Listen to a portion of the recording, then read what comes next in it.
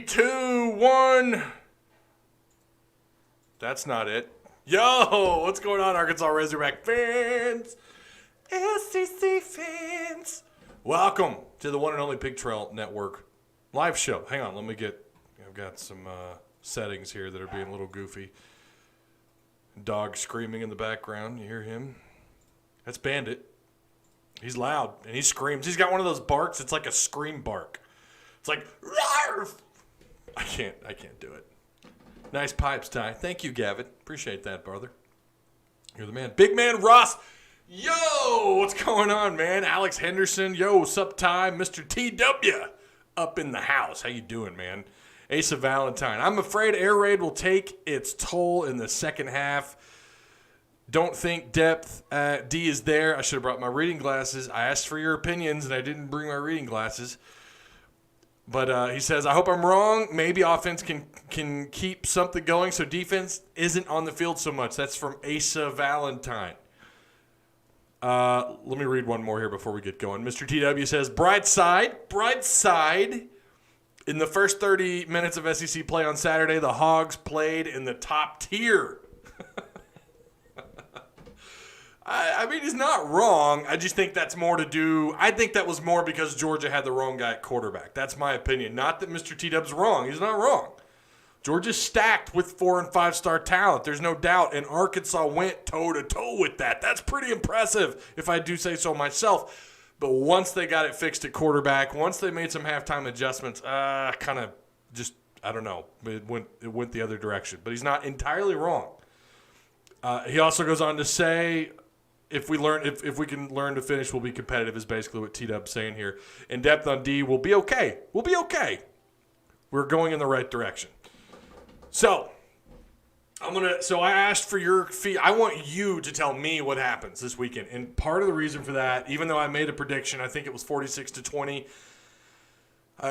We probably should have done confidence points with that because I would be like at 1. I really have no idea what to expect.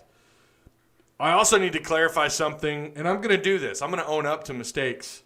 The video that I did on Mississippi State defense, or on the game, scratching the surface, keep in mind I only really caught like 2 quarters of that game, and I was trying to get as much to you, as much knowledge as I knew on the situation, and I really wasn't that impressed with Mississippi State on defense. I think they both got off to a slow start in the first quarter, and then you kind of saw LSU get into a little bit of rhythm there. I don't think LSU is going to be very good on offense, and they tallied up a lot of yards on that Mississippi State defense. But having said that, I think they only gave up 3 touchdowns. They got to LSU's quarterback quite a bit. So maybe they have, like I said in that video, maybe they found the perfect balance. I don't know. If that's the case, if they can keep this thing going on both sides of the ball, Mississippi State's going to be tough to deal with. I still would probably put them somewhere at like 5-5 on the year, which is that's 5 conference wins. That's pretty impressive. That's kind of where I think they're leaning towards. Before the season I would have said like 3-4 games. Now they might be good enough to get 5. Who knows? Maybe more. Don't do no more of that stupid double handoff crap. Oh, you're talking about the double reverse back on the 13. Yeah, I agree. I agree with that. Something else we have to understand, that's kind of Kendall Briles, like that's in his arsenal. That's what he likes to do, right? He likes to do that. Okay. So, if you guys would like the video, I really appreciate that. It goes a long ways. If you could like it, share it, that's even bigger. Sharing is huge. Sharing is caring. And if you could share across social media, that would be terrific. Feel free to tag me. You don't have to, but it's, you could go to Twitter, copy, paste, whatever you want to do. A little sideways looking arrow there at the bottom, I think left-hand side of your screen or underneath this video. Just share the content. Let everyone know. I don't know. Text some buds. Text some friendos. Like, hey, Ty's live. This guy, he's okay. He's kind of fugly, but So, what's up, Ty? What's up, Carson Moreto? I think I've seen you in here before. Really hope Knox gets involved tomorrow. I know it's only the second week, but if he doesn't have some good production this season, I think he transfers. Man, look, the way we shouldn't act like this is a new thing when we say this. Like, we're always like, oh, thanks to transfer rules, kids are transferring left and right. Maybe they are at a higher rate. I guess they might be. It's always kind of been a thing, though, especially at quarterback, but it's gotten worse. I say worse. Maybe it's better for college football. I don't know. It's obviously benefited Mississippi State when you look at Costello and other schools around the country, non-P5s included. But kids transfer, and you're not wrong. If Trey Knox doesn't feel like he's getting enough of the action, if he's not getting the ball enough, he's not getting targeted enough, he was not involved. And I don't know. There are all kinds of rumors swirling around in that game. One of which was that he was thinking about opting the year out. I saw that. I had 3 different people text me that. And no, not all of them were super reliable sources, but I hate that word. 3 reliable individuals. One of them I'm gonna take pretty serious than the other 2 with a grain of salt. There might be something there. I don't know. We did see was it McClellan?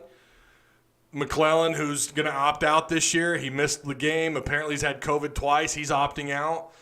I don't know. To me, it seemed more like Knox he was on the field. He just wasn't targeted a whole lot. And I don't know what that's all about. I really don't. I hope that he gets more involved. Arkansas is better than he thinks. Says, I don't think we will win, but just what Brandon Walker said, called Arkansas the dumbest fan base. I hope we completely destroy them.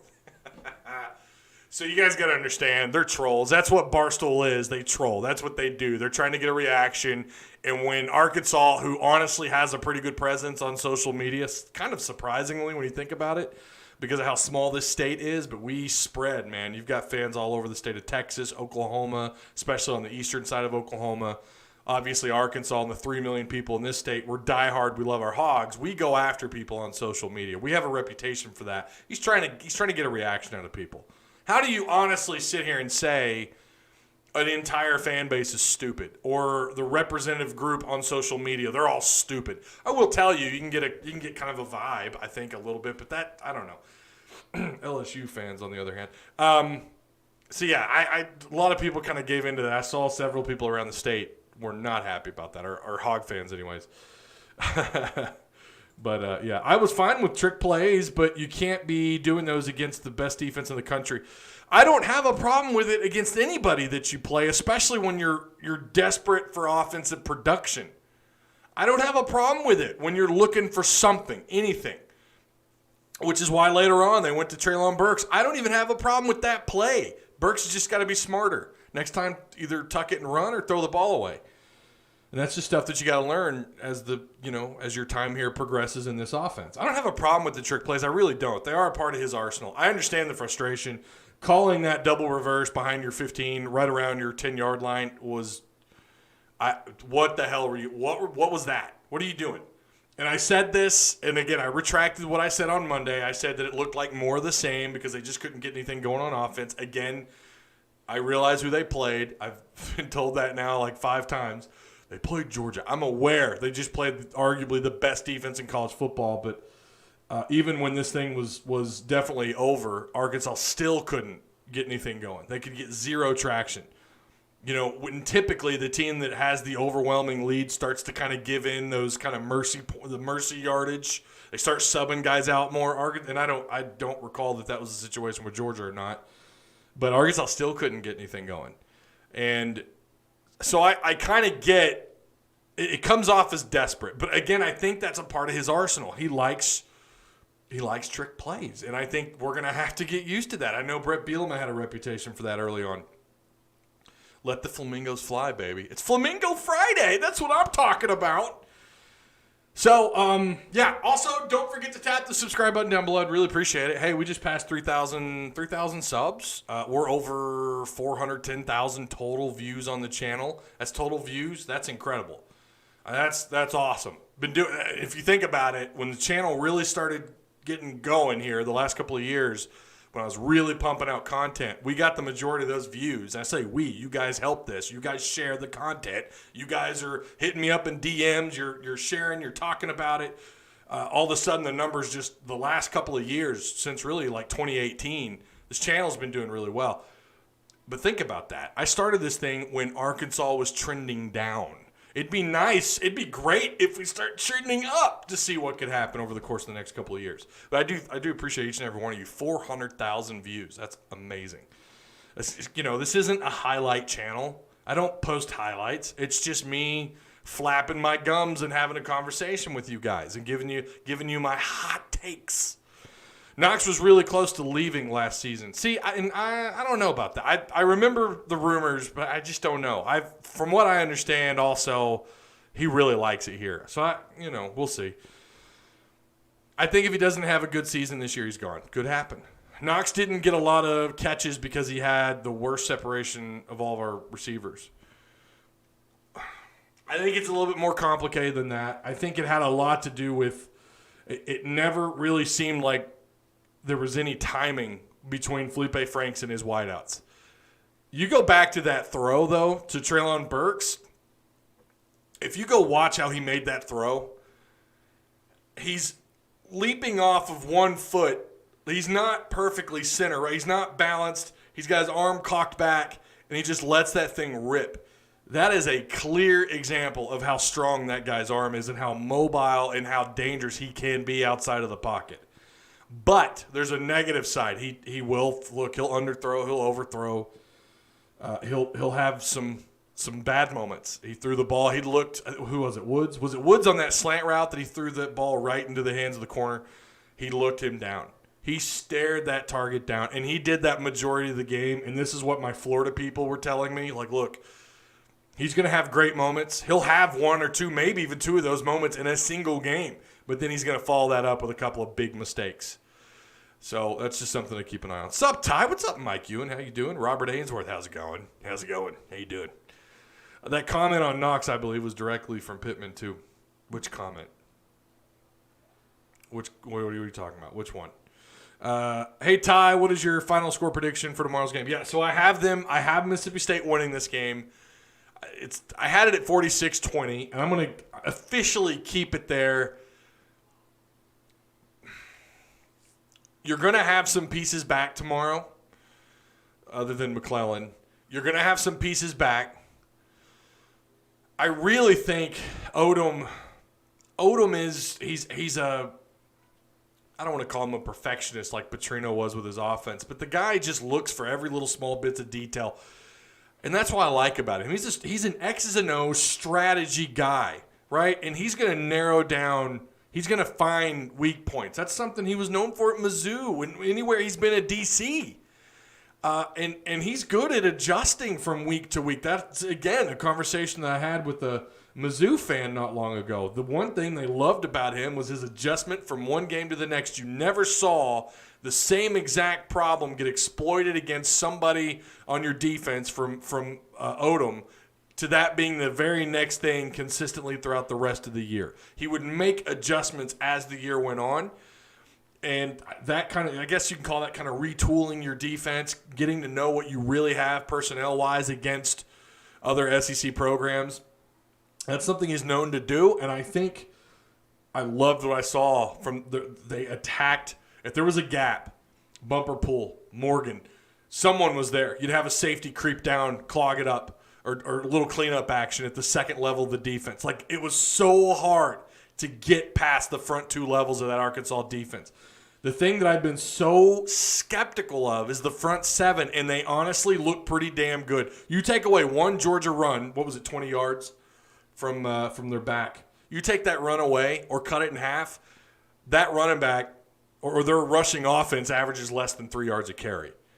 And we talked about what they lost on offense from 2019 to 2020. I mean, it's similar to LSU, guys. They got swept other than the fact they've got a star wideout that could be the best receiver in the SEC. But they handled him, didn't they?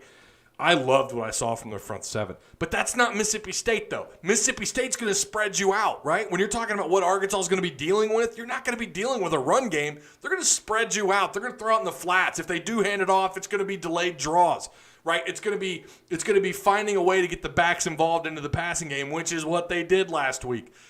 That's what you're going to be dealing with when they can get their playmakers out in the flats by throwing the ball, getting someone wide open with that much space. They're dangerous. Not to mention they got guys that can go vertical.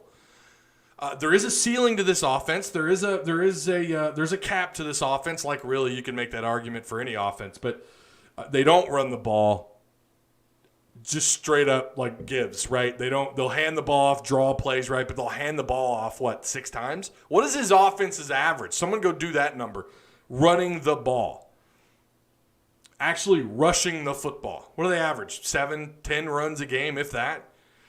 And that's why I think in the SEC, they're going to struggle a little bit, but they are going to have success on offense. But not being able to be balanced. Well, look, you could still be balanced and hand the ball off. You know, their run plays aren't run plays. They're short passes to the back, the check down throws, right? That's how they get the run game involved, by getting your backs involved in the passing game. That's how they run the football, by throwing it out in the flats or screens or whatever, even though it counts as receiving yards. That's how they're going to get things going. They want to spread you out, throw you over the top. They're going to nickel and dime you down the field, go over the top. It's arcade football. It's NCAA, spread you out, 4 or 5 wide every play, throw the ball 55, 60 plus times. That's what Arkansas is going to have to deal with. So 46-20 is what I like for the score to be here. But I wonder, can Arkansas on the offensive side of the ball, can they sustain drives, therefore eating up more clock, even though you're going to run high tempo, sustain drives, finish drives. I'm not talking field goals, although, hell, we'll take those. I get it. But actually finishing these drives off by scoring 6 points, getting those tutties, getting into the end zone, finishing off these drives. Can they do it, and can they do it consistently against Mississippi State? I think they can. Again, Mississippi State's defense still looks vanilla. At the end of the day, again, when you consider LSU, what they lost, oh my gosh. I mean, you talk about a depleted team. I mean, I don't know that you've seen that kind of turnover in a long time from a high scoring. I forgot what they averaged points wise a year ago, but going from that to what you have now, what a turnover. Holy cow. I'm not that impressed with their offense. It was one of those games where LSU wasn't so great on offense, but Mississippi State's defense was at least respectable. I think you'd have to argue that they're respectable. And that's the thing that I got wrong in the video. I don't know if I cleared that up or not. Sorry. I got on one tangent and then I went on another.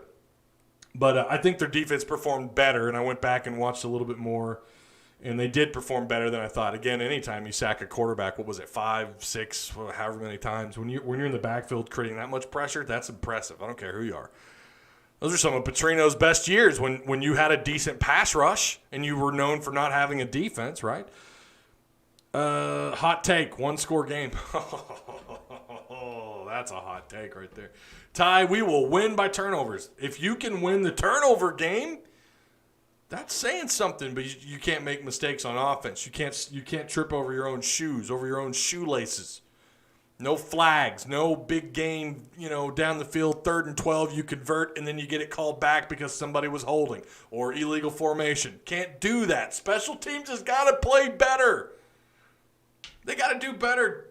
When you can't, and look, Georgia, that was their biggest weapon in that game against Arkansas, other than finding a quarterback, was pinning Arkansas back and playing field position. It killed you. You were back behind your backs were against the end zone. How many times? How many times were you behind your own 15, your own 10? Can't do that. And of course, that's hard to control, but you got to get 3 and outs. And that's something too that Leach has had to deal with, is that his offense, because they're high tempo, because they spread you out and they throw the ball, they're just as likely to score in some cases. In some of his mediocre years at Texas Tech or Washington State, they're just as likely to score as they are to either go 3 and out or have a turnover, have a giveaway. They're just as likely. Maybe takeaway's a little less likely, or giveaway rather. But they're just as likely to go 3 and out. And so what happens is they find themselves in this position where, even though it looks like you're about to stretch the lead out, well, you make a mistake, guy drops a ball, you get a 3 and out, and then you get another 3 and out, and you keep giving the other team more and more chances.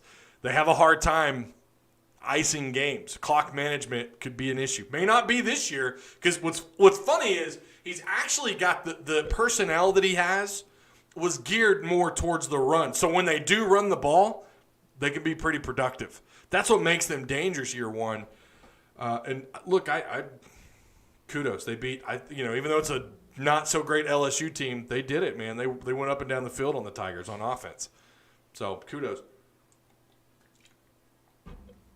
Arkansas 38-35. The problem is that their air raid specializes in getting the ball out very quickly and checking out of pressure. Says Arkansas Wolf. Tim B. Hey, Ty, do you think that we will be – let's see. Do you think that we will be able to pull out a couple of wins this year? If so, who? Yeah, I do. I have them at 2-8. I have them at 2-8 on the year. I said Ole Miss because I think they're going to have some issues on defense this year. I like their offense. I thought Ole Miss looked pretty good on offense. Mizzou, it's Drinkowitz. You can't lose to that nerd. That just happened. I just said that. The Rebel Shark Bears, whatever the hell they call themselves. Oh, it's not Diet Dr. Pepper. It's the Hawaiian Punch water enhancement. Yeah. Arky 20, Dogs 55. Sadly, says Sanders Price. Kelly Marie says if LSU still sucks at the end of the year, you might bring home the boot. That's something to think about. Is that game winnable? Do you look at that and go, okay, they could get past LSU if the planets, if they align just right. Arkansas, can they get that win? Does it look winnable? And I don't really like that phrase either, winnable, because technically I think everything is played on the field. You never know. Arkansas has had their own experience of that, losing to programs they have no business losing to. But is that something now where you're filling out your win-loss for this 10 season, and we probably should have asked this before, but, like I said last week, we don't know what we're playing with yet until week 1. And, hell, you might even argue you don't know what you have until week 2 for some teams because, like Arkansas, you had to play the likes of Georgia, who's – again, probably the best defense in the SEC, assuming they don't get hit by COVID or, get hit up with injuries and stuff. Is it a winnable game? Would you put that down as a win, as a loss, or a P for possible? What do you think? A&M is going to be a close game like normal. Did you see they made I should have screenshotted that. They made fewest yards per play given up on defense, or they're like one of the 5 in the country. I mean, they played Vanderbilt. When was the last time they had a great offense? Since Cutler? Like, great on offense. Yes, it's winnable. Not saying we do win, but it's winnable as of right now. Again, we don't really know what we have, and I'm going to stick by that until I think this week you could show a lot. I think this week really, going back to what I said in the video, fans want to see Felipe Franks do more. Fans want to see Felipe Franks and Kendall Briles open this offense up and throw the ball down the field. I think you can do that. Assuming you don't make mistakes, don't turn the ball over, less flags this week, not as many stupid penalties, no holds, no illegal formations. Hopefully your special teams is a little bit more productive. Punt return, kick return, and then again, hopefully you're not backed up against your own 5-yard line 25 times in a game.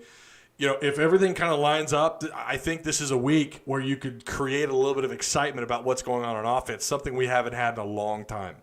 We haven't been excited about a Razorback offense in a really, really long time.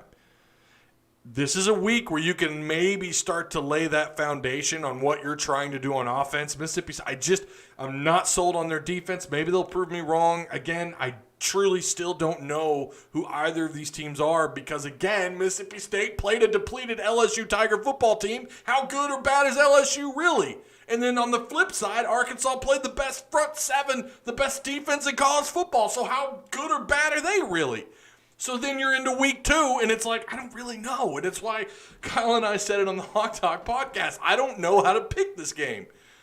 And I just went with like my first gut instinct when I was recording. I said, you know what, let's do 40. I think it was 46-20 or whatever.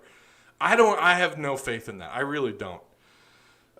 Did you see the safety on Texas A&M special teams for blindside block in the end zone? Broham Todd says, as far as the LSU game conversation, it would have It would have to be a P for possible because these coaches have our guys believing in themselves, having them believing in themselves, each other, and the coaching staff. It never, even when Georgia was pulling away, Arkansas was still in it. Like, you still felt like they were giving their all, and that was really nice to see. If Boyd hits the century mark, we score 50. That's actually a really good poll question, Daytona. Maybe. I think it's possible. By the way, Ty, as always, looking so fresh and so clean. Clean. So fresh and so clean.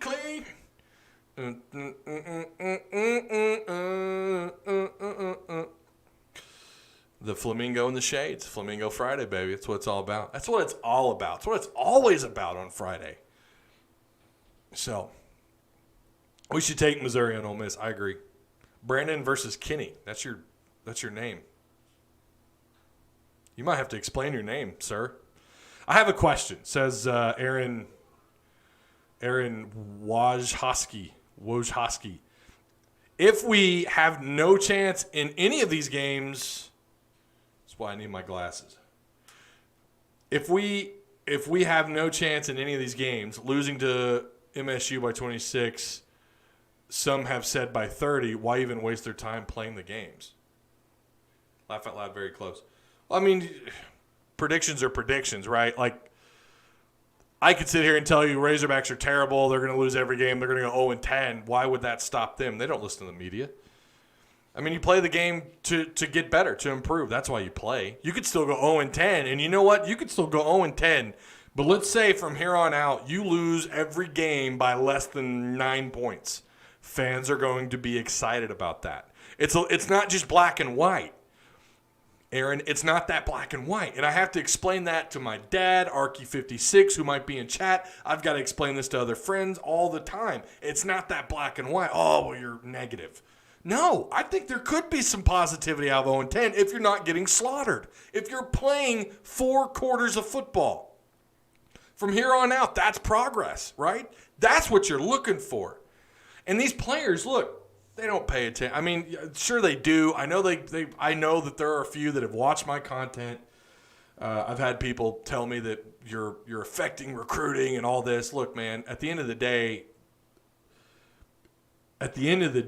they're going to listen to their teammates and their coaching staff before they ever listen to someone like me or Ty Richardson or John Neighbors, whoever. They're going to listen to their coaches, their staff, or the coaching staff, their friends before they ever listen to me.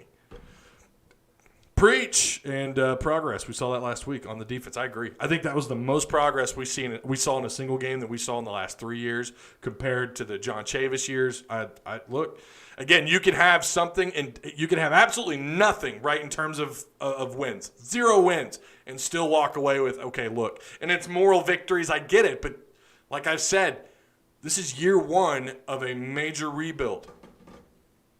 Major rebuild. You got to take what you can get. The SEC only ever seems to get stronger, especially in the West. So everyone talks about how Osiris Mitchell is such a mismatch, even though Burks outweighs it by 33.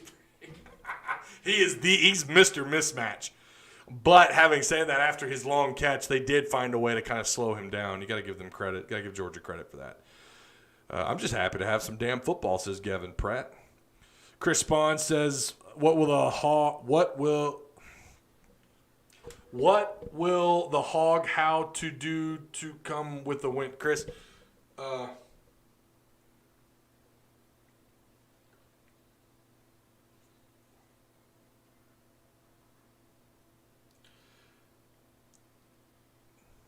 maybe put down the roach or the beers. Maybe just slow down. Come now. I don't know what you're asking me. What will the hog? So hogs. What will the hogs? How to do? So what will the hogs have to do to come away with a win? That's what you're asking. Okay.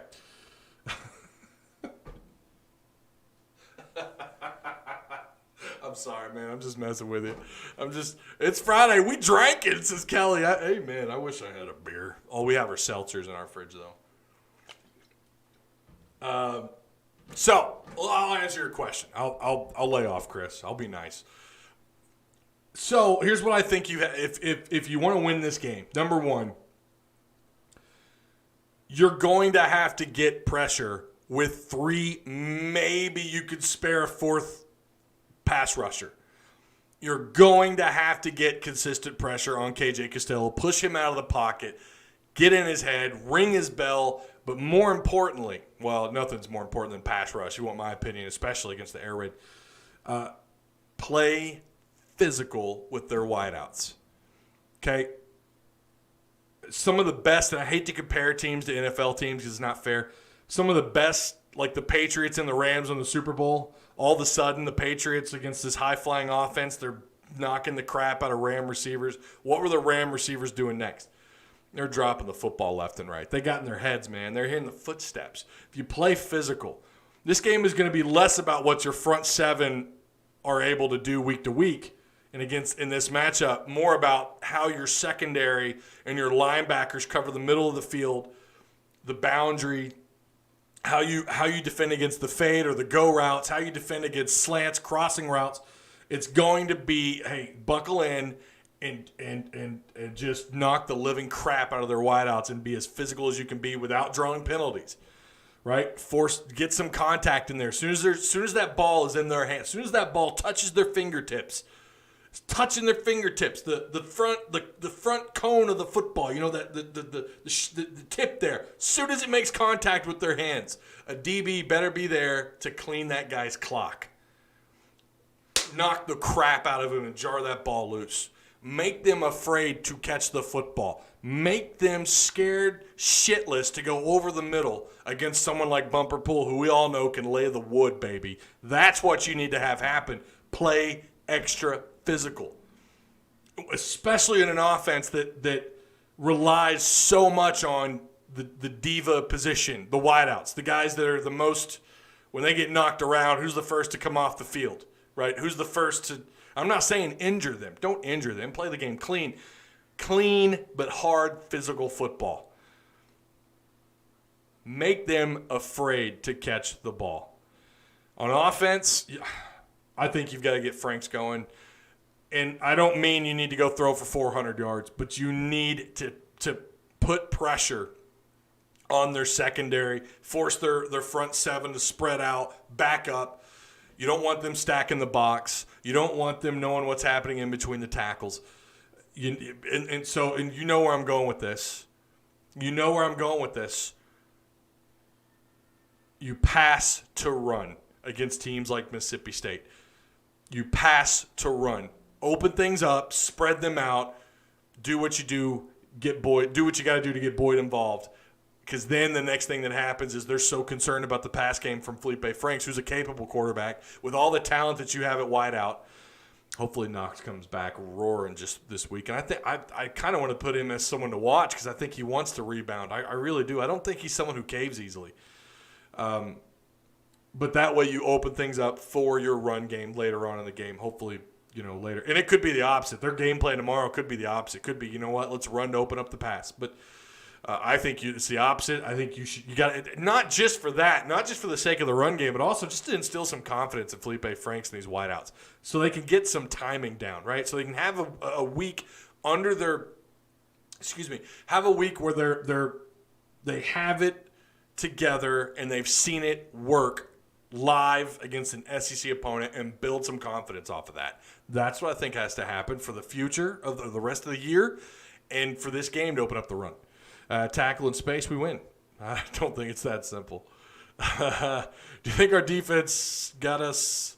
Oh, there you go with that word again, John. I swear. I guess I deserve it because we do troll you on the podcast. Every week, Kyle and I are like, oh, we're going to piss John off. Just the tip, Ty. That's right, just the tip. I look for two things, says Broham Todd. Offense dictates time of possession and how much pressure can we put on a dime or dollar defense. So, and that's a good point. That's what I said earlier. You have to complete drives. No more of this 3 and out or get the ball to midfield and then punt. You need to finish off drives. We didn't see that last week. We didn't see that at all. They got to finish drives. They just have to be able to finish drives. Intercept the ball. Takeaways are key. I agree, Mike Ewing. Takeaways are key. It's serious when Ty uses the bad word. That's right. Knox and Burks have a big day. How many interceptions for Buster? I just give me a couple of takeaways, and I'll probably be happy with that because that's back-to-back weeks with two takeaways, right? Did they have that how many times? I know they had a couple of games last year where they had back-to-back takeaways. Go up the chat here. Diehard Cowboy fans says, I don't think Odom will let that air raid offense go for long, in my opinion.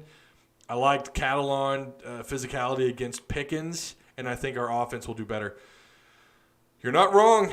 Catalan is going to have to double up on that nasty. He was bringing last week. Yeah, I couldn't agree more. All right. So, again, guys, that's it. And I appreciate your feedback today, and I appreciate the questions.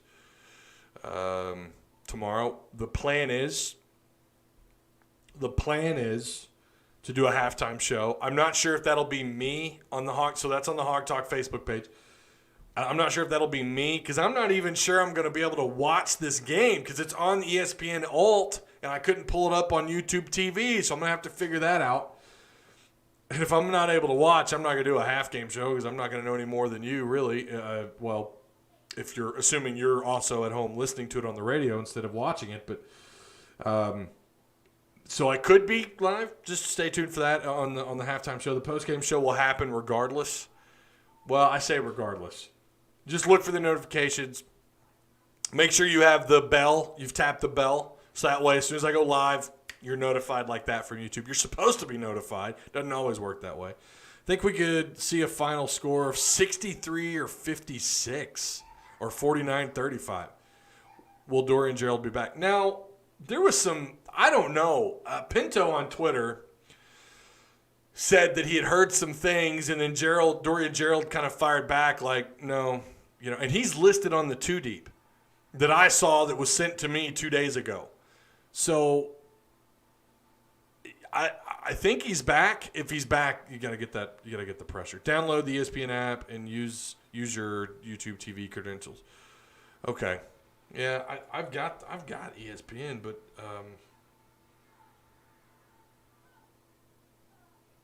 I don't know. Yeah, I'll have to look into that. I'm sure I'll find the game. I'm sure I'll be fine. I'm sure I'll get it. Try Sports Surge to stream. Yeah, there's always that option. You can always find the game on other websites. So I'll watch the game one way or another. I'm about 75-90% sure I will be able to watch the game. The halftime show on Hog Talk Pod. I'm assuming I'm going to be the guy. It could be someone else tomorrow. Just kind of depends on availability and what's going on. But more than likely, there will be a postgame show. So ESPN Plus. Settings in your TV provider on app. Look at you guys. You guys are like, you guys just, you know it. You get it. Look at you. Come on over, bud. I got you. Let's do it, man. Let's crack the beers open. All right. Get the swig. We definitely need to get in this quarterback's head. He'll make mistakes if we rattle him. Zone. Yeah, it's going to be a lot of zone defense. That's for damn sure. So, not like they haven't faced it before. Leach will probably have an answer for that. I mean, he is a good play caller. He's got a great offense. I do think, again, it's got a cap to it. And their biggest issue is, like I said earlier, sometimes they get a lead, they get too comfortable, they start going 3 and outs because their offense is so fast. They go out and they throw the ball. They don't run a whole lot. And if they start throwing incompletions, they don't complete the ball and they stay in bounds or they get out of bounds or whatever, your 3 and outs start to rack up, and all of a sudden the other team's on the field with the offense getting a second chance, a third chance, a fourth chance. That's been an issue. Another thing too, I'll say, if you go back and look at how Washington always prepared their game plan for Washington State, go watch those videos. I learned a lot from some of that, like just kind of how they contain how they would their whole goal was just to win the battle up front on the line of scrimmage and to force absolute chaos in the backfield. That's some good content to watch. Just go watch Leach versus Chris Peterson, Washington. Watch how they prepared. I mean, it's if you want to prepare for them, I maybe Odom caught some of that content on YouTube. I hope that'd be great. But yeah. So again, I've got Arkansas losing this thing, but my confidence in my prediction and my score is about 1. I don't know what happens. It could be high scoring. It could be a shutout. Not a shutout, but it could be like a 49-10 kind of game by Mississippi State on Arkansas. It could be an Arkansas upset because I don't know that I got enough away from week 1 on either of these teams because of who they faced, right? Because of those set of circumstances.